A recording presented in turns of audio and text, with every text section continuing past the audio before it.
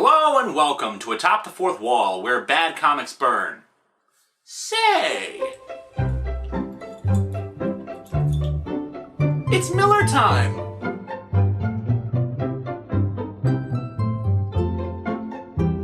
Welcome to Miller Time, a new segment on the show where we chronicle the ever-growing insanity of comic book writer Frank Miller. Who's Frank Miller? Well, here's something we can thank him for. This is Sparta! And this! I don't know about you, but I'm having a ball. And let's not forget how he whizzed on Will Eisner's grave with this! She is my mother.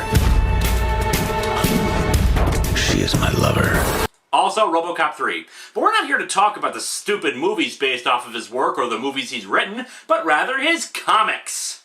We open to Art Attack! Get it away!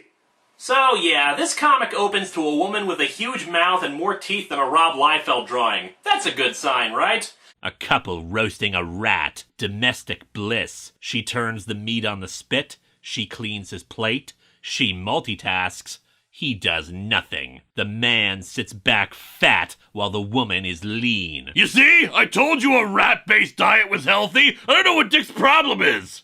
Lauren, my analysis is that you believe this life, this reality, is all there is. Of course, no one can be told what the Matrix is. And in the second place, hogging the Christmas tree market through terrorism isn't respectable. You do it by cornering the market and lowering the prices to ridiculous levels so that no small business can compete with you. That's the civilized way of operating. Mendoza! Up above them, a helicopter finds the wreckage of the crashed helicopter. Scene is pointless. Next, what I think is a wolf guy comes to see the alien king, oh wait, it's Mongrel, who despite the fact that he's a comic book character, is actually overacting. Seriously, he's flailing around on the bed and just milking his scene for all it's worth. Bringing back the ludicrous clothes for a second, what purpose on a wolf man does a big flowing purple cape with a huge collar serve?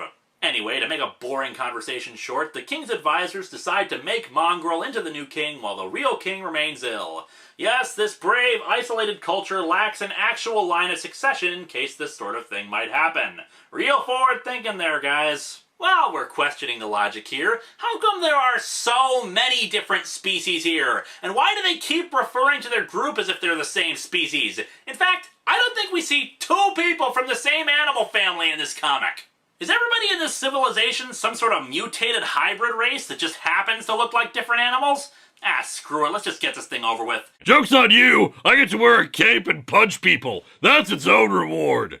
Amadeus rejects Mephisto's very existence. The devil's not real! This is all! You've punched aliens, monsters, and gods, but the devil is a turn too far, eh? Of course it is! After all, you're not really Satan! He's a totally different guy! I mean, functionally, it's kind of semantics at this point, so... Devil's not real, QED! All in the name of science!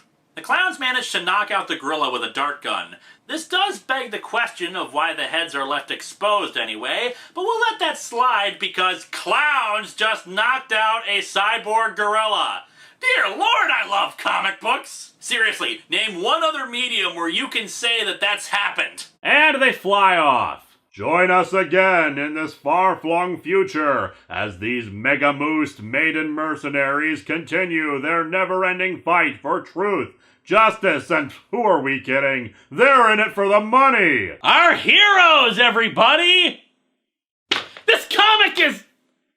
What? What the hell is this thing? What am I holding in my hands? What is the point of it? What is it promoting? Why was this made? Who was it intended to appeal to? It takes a special kind of comic to rival Bimbos in Time or Marvel for long overdrawn waste of my brain space, but Nova Girls has succeeded with flying colors.